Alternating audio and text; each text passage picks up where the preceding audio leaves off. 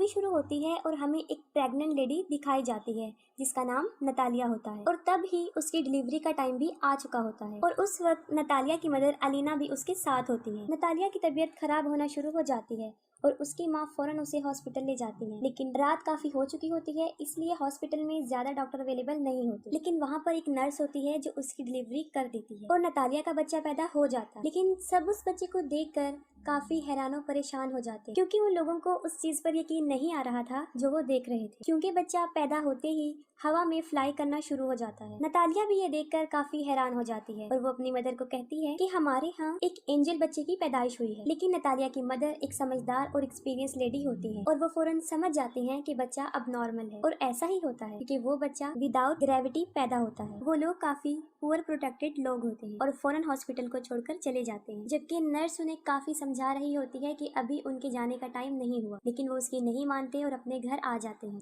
जब वो लोग घर आ जाते हैं तब नतालिया की मदर उसे एक अजीब सा क्वेश्चन पूछती है। वो पूछती है कि तुम याद करो कि इस बच्चे का बाप कौन है, लेकिन नतालिया को याद नहीं आ रहा होता कि उस बच्चे का बाप कौन है। फिर उसकी मदर उसे बताती है कि ये कोई नॉर्मल बच्चा नहीं है और इस बात को हमें राज रखना, और अगर इस बात का किसी को पता चल गया तो हमें कई मुसीबतों का सामना करना पड़ सकता है। फिर वो बच्चे का नाम सिलेक्ट करते हैं, तब उसका नाम ऑस्कर रखा जाता है और ऑस्कर सच में नॉर्मल बच्चा नहीं था क्योंकि उसे संभालना काफी मुश्किल था। जब वो लोग उसे अकेला छोड़ते थे तो वो छत से ही चिपक जाता था और देर तक वहीं चिपका रहता था। ये देखकर उसकी नानी उसके लिए काफी बेल्ट्स बनाती हैं ताकि वो बच्चा जमीन पर ही रहे और छत को भी वो काफी सॉफ्ट और लाइट वेट बना देते हैं ताकि बच्चे को चोट न लगे, क्योंकि उन लोगों को इस बात का भी डर था कि अगर उन्होंने इसे बाहर अकेला छोड़ दिया तो वो हवा में उड़ जाएगा और स्पेस में कहीं चला जाएगा। तभी वो लोग ऑस्कर के लिए काफी कॉन्शियस होते हैं और उसकी नानी और उसकी माँ उसका काफी ख्याल रखते हैं। फिर वक्त के साथ साथ ऑस्कर बड़ा होना शुरू हो जाता है, लेकिन वो घर पर ही रहता है क्योंकि उसकी नानी उसे बाहर जाने नहीं देती। घर रहकर वो मोस्टली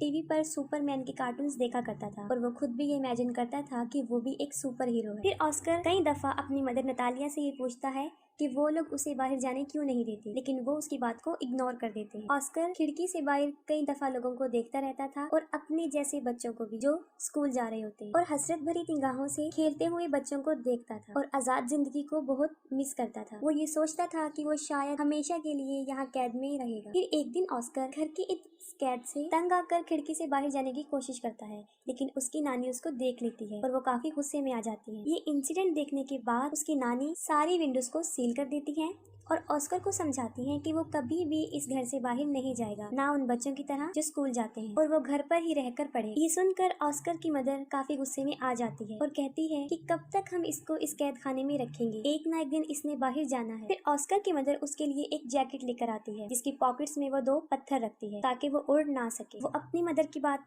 नहीं सुनती और ऑस्कर को बाहर ले जाती है और साथ में वो ऑस्कर को ये भी बताती है कि वो सुपरमैन की तरह अपना राज किसी को नहीं बताएगा, वरना वो भी कभी सुपरमैन नहीं बन सके। फिर एक दिन ऑस्कर अपनी मदर के साथ कुछ सामान परचेज करने चला जाता है और वहाँ पर एक बच्ची से टकरा जाता है। उस बच्ची का नाम अगाथा होता है। अगाथा का सारा सामान उसके हाथ से नीचे गिर जाता है और वो ऑस्कर पर काफी चिल्लाती है और ऑस्कर को 2 पानी की बोतल्स दे देती है कि अब तुम्हारी पनिशमेंट ये है कि तुम इसे मेरे साथ मेरे घर लेकर जाओगे। लेकिन ऑस्कर इसके लिए इनकार कर देता है, लेकिन अगाथा उसे बहुत इंसिस्ट करती है। तब ऑस्कर इसके लिए राजी हो जाता है और अपनी मदर को बगैर बताए वो उस बच्ची के साथ चला जाता है। अब ऑस्कर के हाथ में 2 भारी बॉटल्स होती हैं और उसके पॉकेट्स में पत्थर भी होते हैं, जिसकी वजह से वो काफी हैवी महसूस कर रहा होता है। वो अपनी पॉकेट से दोनों पत्थरों को निकाल कर फेंक देता है। अब अगाथा के साथ उसकी फ्रेंडशिप हो जाती है। फिर अगाथा अपने घर पहुंच जाती है और वो ऑस्कर से पानी की बॉटल्स मांगती है, लेकिन ऑस्कर पानी की बॉटल्स देने से इनकार कर देता है क्योंकि उसे पता होता है कि अगर उसने ये पानी की बोतल उसे दे दी तो वो हवा में उड़ जाएगा। क्योंकि अगाथा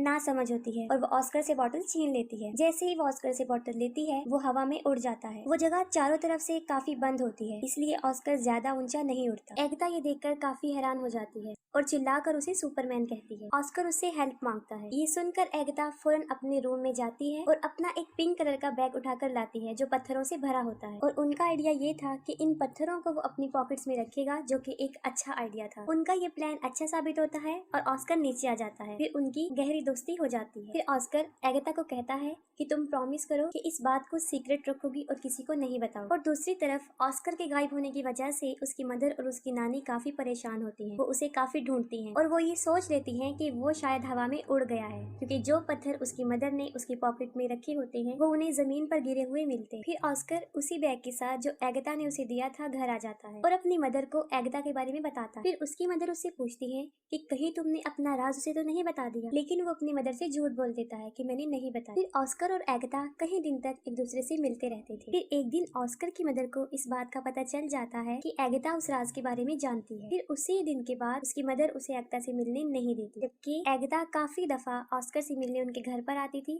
लेकिन नतालिया उसे दरवाजे से ही भेज देती। फिर उन लोगों के आसपास के लोग उन्हें मशकूक निगाहों से देखने लगे, क्योंकि उन्हें ऐसा लग रहा था कि शायद ऑस्कर की मदर और नानी उसके साथ बुरा सलूक करती हैं, तभी वो उसे घर से ज्यादा बाहर आने नहीं देती और वो स्कूल भी नहीं जाती। फिर इस बारे में वो पुलिस को बता देती। फिर अगले दिन पुलिस उनके घर आ जाती है और उन लोगों को वार्न करती है कि वो ऑस्कर को कल से स्कूल भेजें, और मजबूरन उन लोगों को ऑस्कर को स्कूल भेजना पड़ा। फिर ऑस्कर की मदर उसके साथ स्कूल जाती है और उन्हें इस बात का भी ख्याल आ जाता है कि ऑस्कर एक नॉर्मल लाइफ नहीं जी सकता। फिर वो ऑस्कर को ले आती हैं और उनकी आंखें आंसुओं से भर जाती हैं। उसकी मदर इस सारी बात को समझ जाती है और वो घर छोड़ने का फैसला करते हैं। फिर वो अपने घर को छोड़कर बहुत दूर एक जगह पर रहना शुरू कर देते हैं। काफी साल गुजर चुके होते हैं।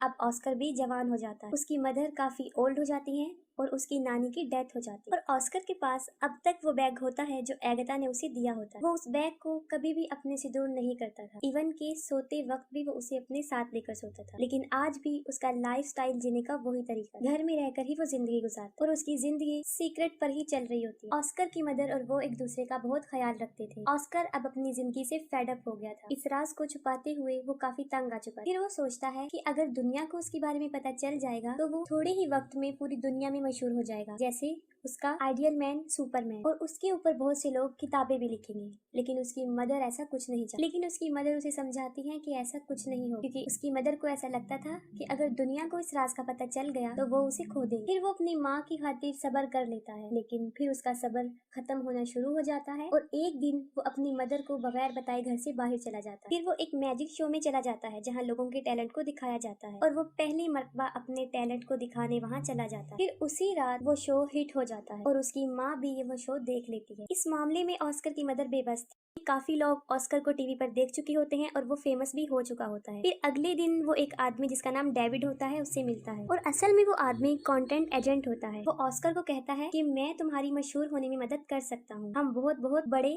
शो ऑर्गेनाइज करेंगे जिससे तुम फेमस हो जाओगे। फिर वो ऑस्कर को एक बहुत बड़ा घर दे देता है जहाँ पर वो रह सके और उससे कॉन्ट्रैक्ट पर साइन भी करवाता है, क्योंकि ऑस्कर भी मशहूर होना चाहता था। वो दोनों मिलकर बहुत बहुत बड़े शो में जाकर अपनी परफॉर्मेंस दिखाते हैं और रातों रात ऑस्कर भी एक फेमस पर्सनैलिटी बन जाता है और बाद में ऑस्कर को नाम दिया जाता है द मैन विदाउट ग्रेविटी। वो लोग अपने काम में काफी इंजॉय कर चुके होते हैं और उन्होंने काफी पैसा भी कमा लिया होता है। लेकिन फिर एक दिन ऑस्कर को इस बात का रियलाइज होता है कि जो ड्रीम उसने बचपन में देखा था सुपरमैन बनने का, वो सुपर हीरो नहीं है, बल्कि वो तो एक कठपुतली बन चुका है जिसे लोग अपने एंजॉयमेंट के लिए इस्तेमाल करते हैं। कभी तो लोग उसे फोटोशूट में बुलाते थे और कभी किसी मैजिक शो में। फिर आहिस्ता आहिस्ता उसे ये सब नापसंद होना शुरू हो जाता है। हालांकि उसके ऊपर बहुत सारी बुक्स लिखी जाती हैं, बहुत सारे मैगजीन्स छपते हैं और कुछ ऐसी डॉक्यूमेंट्रीज जिसमें उसकी नानी और उसकी मदर को काफी बुरा प्रेजेंट किया, जिसे ऑस्कर को काफी बुरा लगा। और फिर एक आखिरी शो होता है जिसमें उसे एंजल का कॉस्ट्यूम पहनाया जाता है जो उसे बहुत बुरा लगता है। वो कहता है कि मैं कोई एंजल नहीं हूँ। उसे काफी गुस्सा आता है और वो शो में ही लोगों को बुरा भला कहना शुरू कर देता है। फिर वो अपनी मदर को कहता है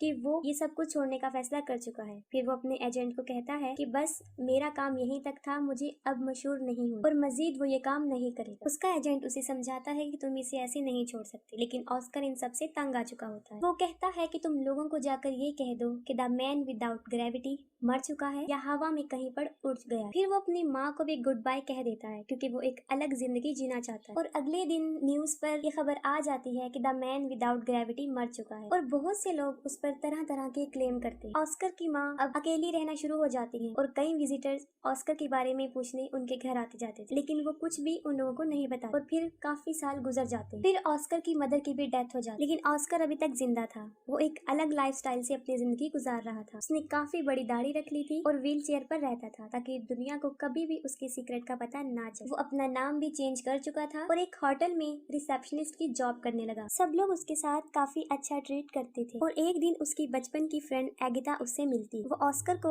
उस पिंक बैग की वजह से पहचानती है जो आज भी ऑस्कर के साथ था, जो उसे बचपन में उसने दिया था, और उस बैग की वजह से ही वो जमीन पर रहा और उसकी शादी भी नहीं हुई। वो दोनों एक दूसरे से मिलकर काफी खुश हो जाते हैं, लेकिन एगिता अपनी जिंदगी से सेटिस्फाई नहीं थी क्योंकि अब एगिता का कैरेक्टर अच्छा नहीं रहा। उसका मकसद सिर्फ पैसे कमाना बन गया। वो काफी मरतबा कई मेल्स के साथ उसी होटल में आया करती थी जहाँ पे ऑस्कर था, जिसे देखकर ऑस्कर को बहुत बुरा लगता था। ऑस्कर कई दफा अपने दिल की बात एगिता के सामने एक्सपोज करता है, लेकिन वो काफी बदल चुकी होती है और उसकी बातों को इग्नोर कर देती है। इस बात से साफ जाहिर हो जाता है कि ऑस्कर ने अभी तक उसे अपने दिल से नहीं निकाला। एगिता के बदलने की वजह ये थी क्योंकि उसने काफी दुखों में जिंदगी गुजारी थी और ऑस्कर भी उसे छोड़कर चला गया था। फिर वक्त के साथ साथ वो एक दूसरे को अंडरस्टैंड कर लेते हैं और दोनों शादी कर लेते हैं और फिर उसी घर में रहना शुरू कर देते हैं जहाँ वो बचपन में रहा करते थे और यहाँ पर मूवी एंड हो जाती है।